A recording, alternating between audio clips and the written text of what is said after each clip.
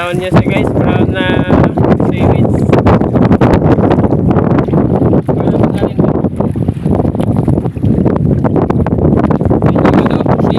Si babaeng walang pahinga. Araw kami nag-iisda, nagtatino ng seaweeds.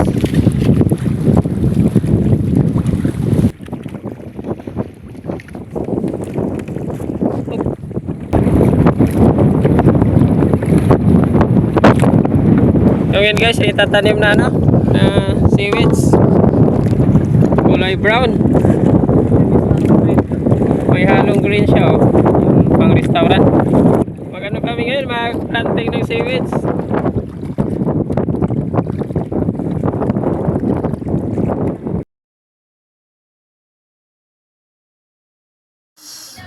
Tapos na rin namin binaba yung mga seedling na mga seaweeds para lipat naman sa mga line. Itatali siya sa mga line na gamitin namin.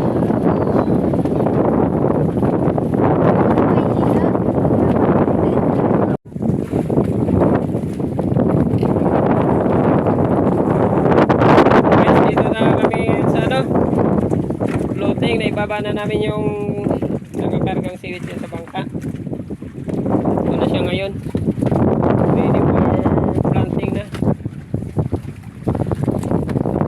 Siya kulay brown. Yan, oh.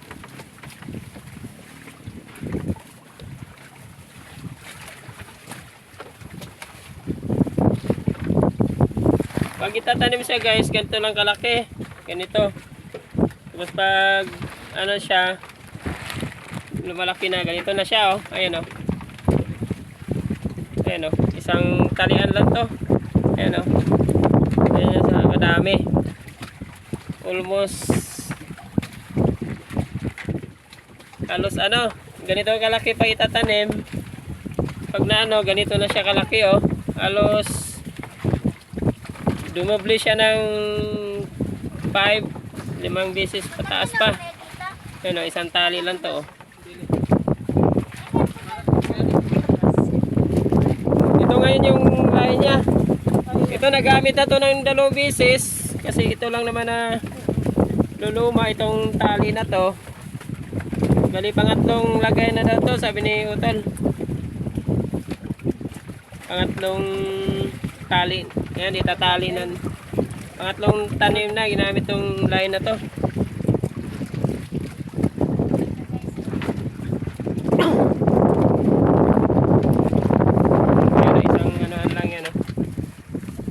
Ganyan siya kadami pag dumami siya. Yung ganito karami magiging ano? Magiging 1 kilo nga. Pakita mo nga Lin, yung yung ganito karami, oh. Magiging kanyang karami, magiging ganun. Ayun yung hindi naputol. Yan. Yan, ganyan na siya karami. Halos times 5 papataas. Dublihin siya ng times 5 or times. Within 2 months to guys, tatanim. Within harvestin mo, within 45 days, hindi na siya harvestin. Ito yung hustle sa taniman dito.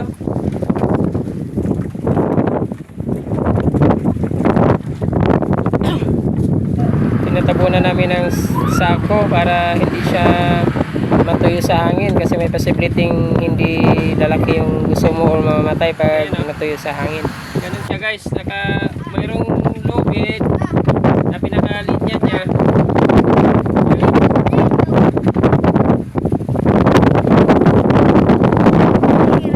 Kailangan din siya, hindi siya masyadong higpitan. Ayan, oh, lang. Yung makaginhawa siya. Ganyan lang, oh. Makaginhawa siya yung kasi lumalaki din to, eh. Ayan, ito na yung pinaka line, oh, ayan, oh. Isang dangkal yung halos 6 inches yung clearance niya. Ayan, oh. 6 inches yung clearance. Halos isang dangkal. Yung pagitan ng ayan, oh.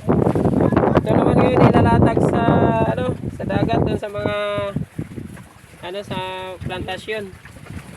Pinakakabit namin line yun. Doon naman yung kabilang dulo nitong lubid. Doon naman itatali ngayon yung dulo nitong lubid na to, kabilaan. Tatali naman sa pinaka main line niya, pundasyon niya. Ayan o. Ito yung hustler dito sa taniman eh. Ayan o. Babae araw gabi, nahingisda, guha ng shell. Ayan, kailangan pag nagtali, hindi siya, kasi pag hindi mo, pag mahigpit, may possibility na mapuputol. Kasi pag lumaki tong seaweeds, papakita ko sa inyo ito. Kagaya nito, ayan o, lumaki. Ayan o. Ito yung tinali mo na maliit pa siya. Ayan o, maliit. Sabay. Ang mayayari ngayon, lalaki na siya. Andiyan sa Ganyan, inupuan mo. Kailangan, para hindi siya maputol, sakto lang. May clearance lang yung pagkatali. Kasi matahan. Ang bundok na ano to? Maulog ka dyan, dong. Seaweeds. Brown siya, brown. Bula-bula kami. Bula-bula ang tawag nila nito guys. Natali. Bali ano siya, bali mga 6 inches ang clearance niya. Bawat tali. Ayan o. 6 inches siya, bawat tali. Parang ano to, parang ibang paraan lang to kaysa palay. Yung palay tinutusok, ito tinatali. Tinutulos pala yung palay. Ito tinatali. Ito yung pinakamasterohan sa taniman dito. Ayan o, napakabilis. Oh, may bago kami prepro. Galing yung may siya.